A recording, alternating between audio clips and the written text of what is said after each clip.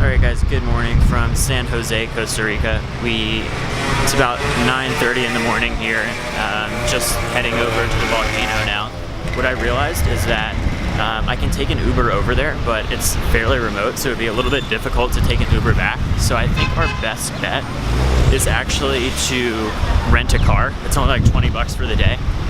So that way I can drive to the volcano, and then go on to the waterfall and the coffee plantation.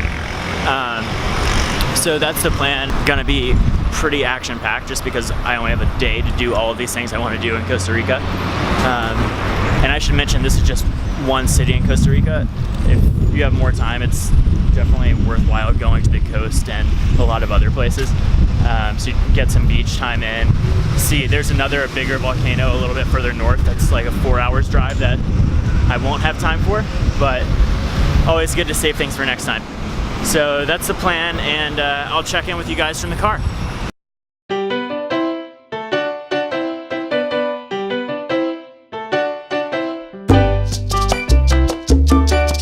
What's up guys, just starting the hike now. Sorry if the audio is a little bit muffled. I've wrapped the camera and whole setup in a poncho because it's raining a little bit. Not really sure how durable these things are, so didn't want to take a chance with that. So the park closes in about an hour and a half. This walk takes about an hour and a half, so I'm gonna try to move quickly. Was warned that it's super cloudy and you can't really see anything, but given that this is our one day to come here and do this, sort of don't have an option, so figure we might as well go for it and see how it goes. So hopefully we can see the main crater.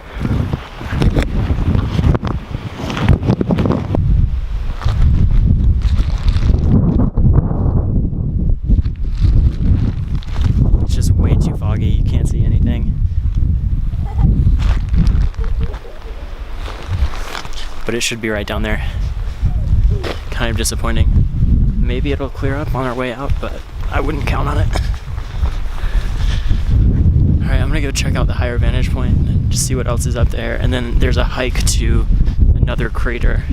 It's like a 45 minute hike more into the woods. So we'll check that out.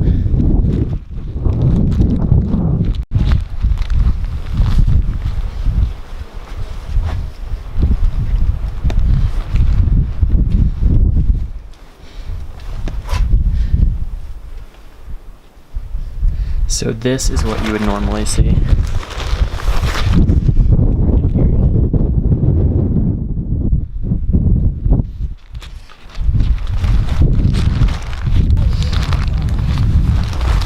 Alright, so we'll check that one more time on the way out, but seriously doubt that that fog is going to move through by the time we leave in like an hour when the park closes. So just going down this other like jungle path. It's actually nice in here. You don't need to deal with the whole poncho over the camera thing, and there's no rain. It's like natural umbrella with all this overhang from the trees. So let's go check out this path. All right, so we've reached another overlook. Same story. Not much to see, as I was warned, but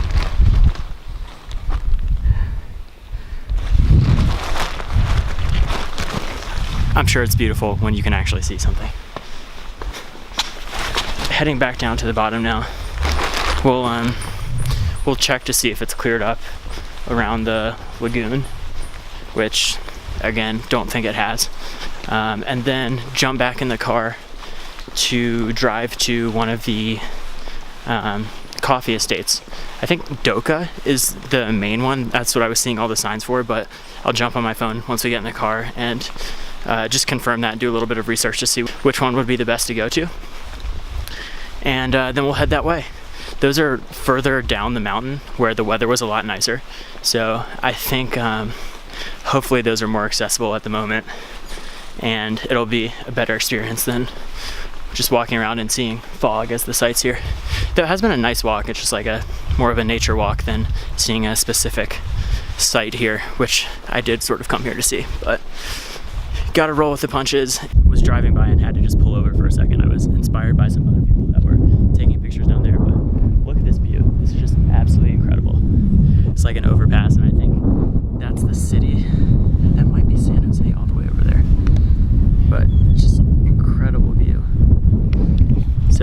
wanted to stop by and grab a couple pictures from up here before we keep going. All right, so made it here to the waterfall, and it's actually a full tour. They don't let you really just walk around on your own. You have to stick with the tour the entire time. And the last one's about to leave, and it's 2 hours long. There's no way to really cut it shorter. So I think the coffee plantation would be a little bit more interesting, and they close at 5 as well. So it's at this point sort of have to choose between one of these. And I think just because I've seen waterfalls and stuff in the past and haven't been to one of these coffee estates before, I think the best bet since we're here is to go to the coffee estate, which is not too far away. So hopefully we'll have like a good hour or so there. So that's the plan now. I'm gonna drive over there and then we'll check in from the coffee estate.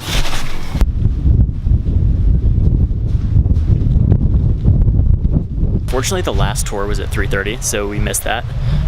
But the guy was super nice and just told me I could walk around and do sort of a self-guided tour for free. So that works out. I almost prefer to walk around myself, although it is a pretty big campus. I don't really have a great lay of the land, but luckily there are some signs. So I'm gonna head over to the roasting room first.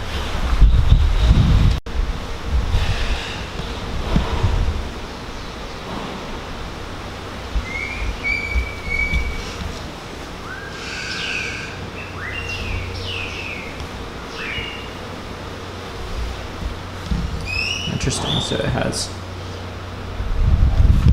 so they roast the beans for different times depending on how light or dark you want your coffee.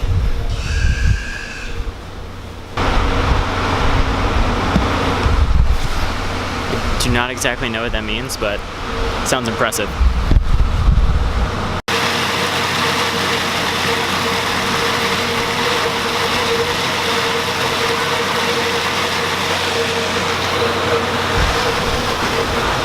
So cool, you can just like walk around the factory. Oh, got it. So I guess they're peeling the beans. So first they do the coffee peeling right here. And then station 3 is the fermentation tank, which is right here, I believe. Guys. And then 4 is mechanical drying.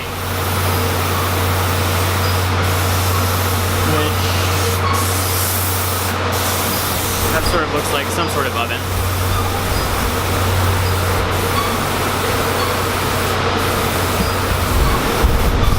Then I guess they just store it all in here. It's absolutely packed to the ceiling, like 20 feet of coffee bean bags.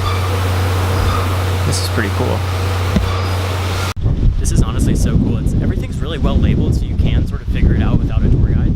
And it's awesome just being like, they're basically closed right now, and it's really cool to just be the one tourist just walking around on this entire estate, which has all the coffee making facilities and plantation. So it's, things sort of work out, don't they?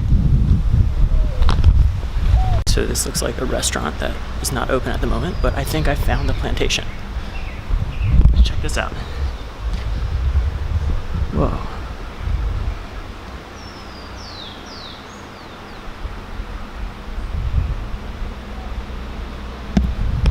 Just so vast, it just goes on for such a long distance.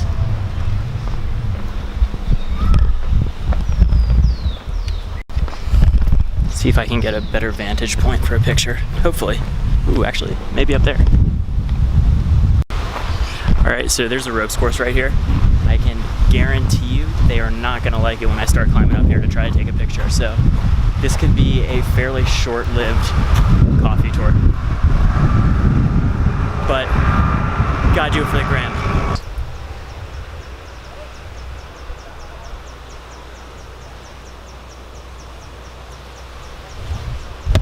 Nice, I found a stray unpicked bean.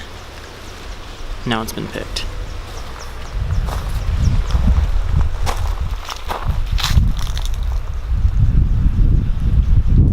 Definitely gonna climb up here. I'm definitely gonna get kicked out, but must be done. Alright, so we made it up to the top. Gonna be a short trip because I think I've already been spotted. Hopefully they're sort of chill about it. Great view up here. Not as good as I would have liked.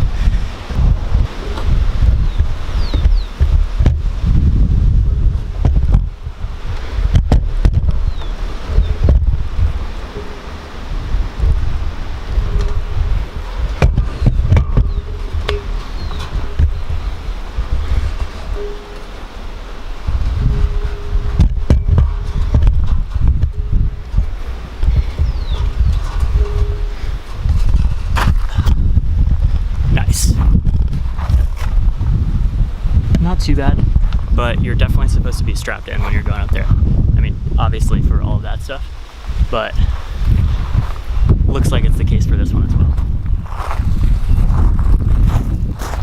All right, I'm gonna keep moving. Sick, I lost that entire segment. Let's shoot it again. There's some house blend here that looks pretty good.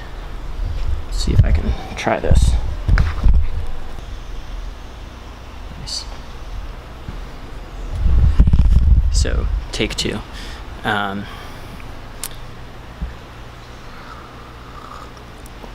Official review, very, very good. Incredibly good. I would definitely have this again. This is like one of those times when I wish I didn't pack so efficiently because I just have no extra space in my carry-on suitcase. Otherwise, I would just buy a couple of bags of these beans and take them home. But in the long run, worth it because you're not wasting time waiting for bags at the airport, but really sort of a letdown when you have a great souvenir that you could bring back home. But maybe I'll see if I can order it online and have it shipped back home when I get there. Wow, really, really good. You can definitely tell it's incredibly fresh. It tastes like, I actually don't think I've had coffee that tastes like this before. It's almost a different flavor. But it's just the regular house blend. It's not like it's darker or lighter or anything. It's like, I think the different flavor is the fact that it's so fresh. Wow, very good.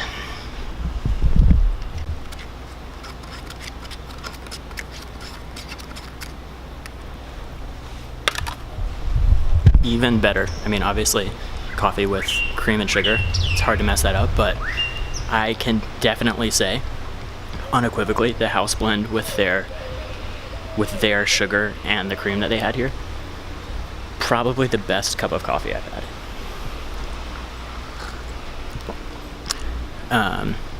Well, we'll definitely try to order when I get home. One more cup for the road. So good. I don't know if you guys know by now, I don't really freak out about a lot of stuff, but this is just insanely good coffee. I hope it will be as good if I order it online.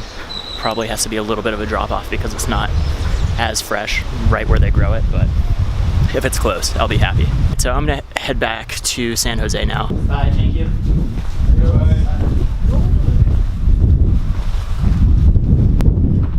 Once again, that was just so nice of them. They could have easily told me like, no, we're closed, like leave, try again tomorrow, which I couldn't have. And they just told me like, yeah, go for it, have a good time, go look around. Suggested some spots that I go check out. So big thank you to the Doka Estate Coffee Plantation, and definitely worth coming to see if you're here in San Jose for a day. All right, guys, gonna get in the car, drive back to San Jose. So we'll see you back at the hotel. Hey guys, back in the hotel room now. Unfortunately, as expected, not much exciting to report from Costa Rica Wednesday night nightlife. So good night, guys. Thanks for watching, and we'll see you again tomorrow from San Jose, Costa Rica.